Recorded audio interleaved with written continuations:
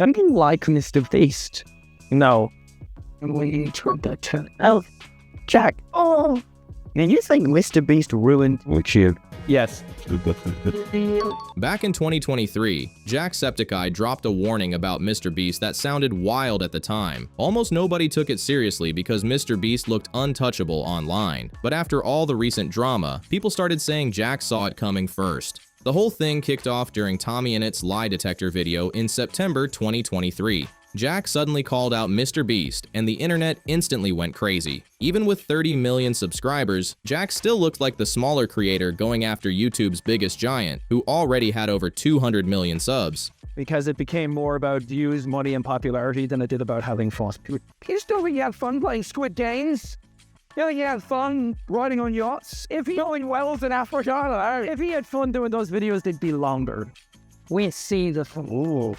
As Jack explained why he felt that way, even people sitting beside him seemed uncomfortable. Still, Jack looked completely confident in what he was saying. And because he casually said it in someone else's video instead of farming views with drama uploads, a lot of people thought his words felt more genuine. The clip exploded online fast. Twitter reposts pulled over 40 million views in days, and people were split hard. Some defended MrBeast, saying, "Jack looks salty and jealous AF," while others agreed with Jack, calling MrBeast's content the fast food of YouTube. Then, MrBeast fired back in a deleted tweet that made the drama even bigger. He wrote, "So I ruined YouTube because I didn't buy a mansion and sports cars and instead reinvested my money into making content focused on doing good and inspiring kids to help people?" MrBeast quickly responded to the backlash, saying, "You think I'd give up every hour of my life for 14 years if I didn't have fun? This clip is insanely disrespectful." He also claimed he would be the bigger man. A lot of people were shocked he even answered because Jack's comments didn't seem that deep at first. The drama instantly blew up across news sites and social media. By that point, criticizing MrBeast almost felt impossible because of how massive his image had become online. But the situation cooled down fast after MrBeast posted, "We messaged, we're Gucci now." The issue that you hate the most? I don't know. There's a lot of bloomers and pedophiles on our platform. Look, I'm going to sit down because I'm out of questions. I don't have any more questions. Fans praised how maturely he handled everything, and suddenly the internet focused more on his response than Jack's original warning. The beef was over in less than a day. Still, Jack's point never fully disappeared. Looking back now, many people think he may have been onto something. Even years before that lie detector clip, MrBeast was already obsessed with mastering YouTube and maximizing views. Old videos showed him studying how much money creators like PewDiePie were making and breaking down YouTube's strategy like a business plan. He even defended clickbait titles in videos explaining how the platform really works. Doesn't that seem pretty illogical? Isn't that the whole point behind YouTube, to get views? But stop the BS. We all know everyone who does YouTube does it for views. You want views. Views is the fun part. Getting comments, people enjoying your work is the fun part. And so when people are like, "Oh, you only made this video for views or money," that's the point of YouTube, views. By 2017, his content completely shifted. He moved away from simple gaming videos and started making highly clickable thumbnails and viral concepts that pulled millions of views fast. That same strategy showed up in his first major sponsorship too. A company first offered him $5,000, but MrBeast negotiated it to $10,000 and turned the whole thing into a viral giveaway for a homeless man. It looked generous on the surface, but it also proved how carefully he understood internet attention and growth. This is not my money. This is a new weekly series where I'm getting companies to sponsor my videos, and I'm giving 100% of what they pay me away to random people. For example, this video is sponsored by Quid. I'm doing a brand deal for Quid and they paid me $10,000. And I'm taking that $10,000 and giving it to this homeless man.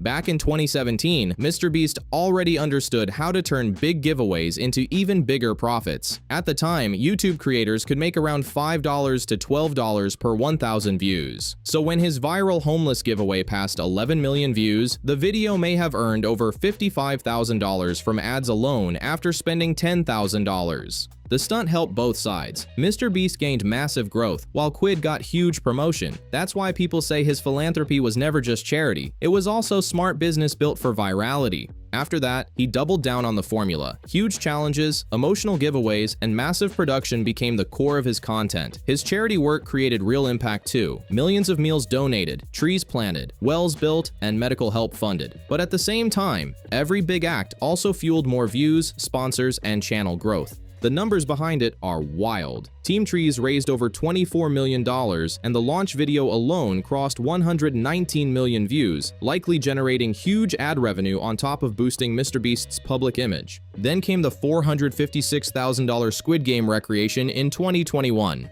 The production reportedly cost millions, but with nearly 1 billion views, the video likely earned far more back. Even his 100 Wells in Africa video followed the same cycle, real charity mixed with massive internet attention and profit generation at the same time. MrBeast's rise stopped being just YouTube's success a long time ago. His businesses now form a giant empire worth billions on paper. Beast Industries is reportedly valued around $5 billion, with brands like Feastables making huge money and ventures like MrBeast Burger exploding fast. Instead of separating charity, business, and content, MrBeast combined all three into one machine. The more views he gets, the more money and sponsors come in, and that money funds even bigger videos. By 2026, he reportedly landed a massive Amazon deal worth over $100 million, putting him closer to a mainstream media mogul than just a YouTuber.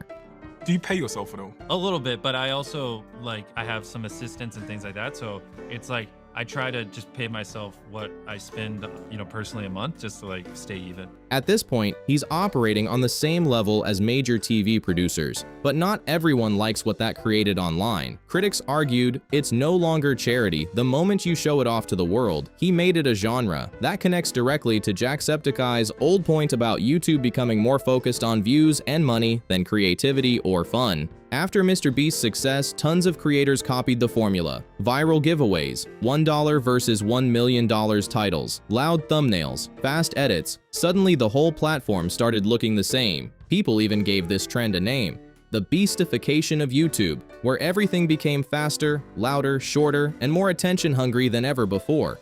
And that's exactly what took over YouTube. Content built purely for clicks, views, and money. Even if others copied the formula, MrBeast helped turn it into the new standard, which is why Jack's warning felt so sharp in hindsight. But at the time, a lot of big creators pushed back. Ethan Klein from H3H3 Productions defended MrBeast hard, saying Jack was being hypocritical. He argued, Jack spent the majority of his career power posting 2 Let's Plays per day. MrBeast is maybe the first #1 creator actually making top-tier content and legitimizing YouTube.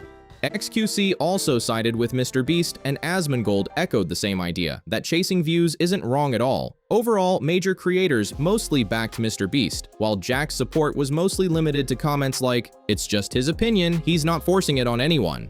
But things flipped later. In June 2025, Jack went viral again after tweeting, "What the actual F? I hate what this platform is turning into. FAI."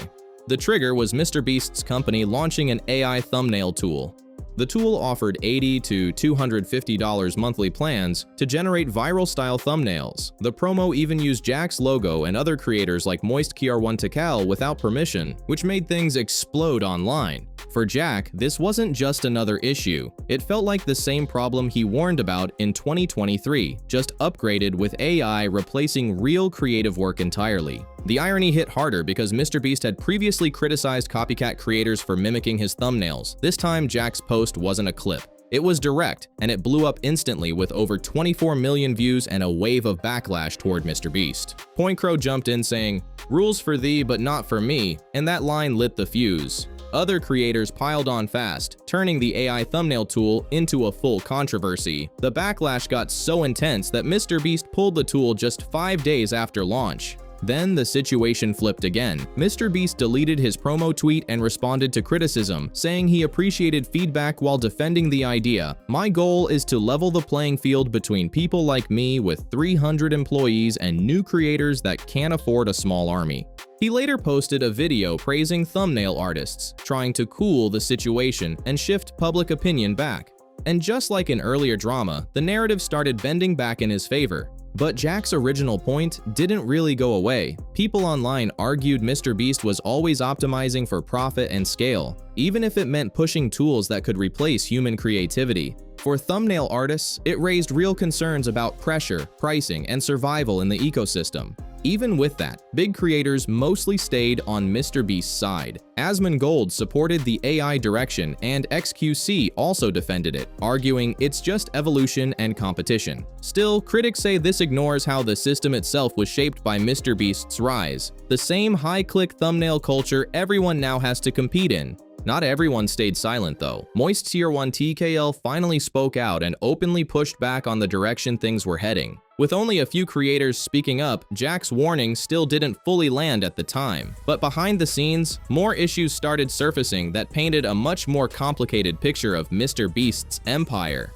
In 2024, former Beast Industries employees described a workplace driven hard by deadlines and output, often putting pressure above well-being. After these claims, MrBeast hired Quinn Emanuel, a major law firm, to investigate the situation. The investigation found isolated cases of harassment and misconduct, leading to around 5 to 10 firings. While it didn't confirm widespread abuse, former staff still reported verbal abuse, racism, sexism, and extreme overwork. One employee even claimed they were fired for refusing to work more than 45 hours a week. Other reports mentioned a chaotic environment and allegations of stimulant use among staff, showing how intense production pressure could get behind the scenes. That same year, Beast Games, a $5 million plus Amazon reality show, also faced lawsuits. Contestants alleged unsafe conditions, poor food, lack of medical care, unpaid wages, and emotional distress. Some also pointed to claims of sexism during production. Meanwhile, MrBeast product ventures also ran into trouble. Lunchly faced backlash over product quality concerns, and MrBeast Burger later became controversial when MrBeast himself sued the Ghost Kitchen operator over issues like undercooked food and poor quality.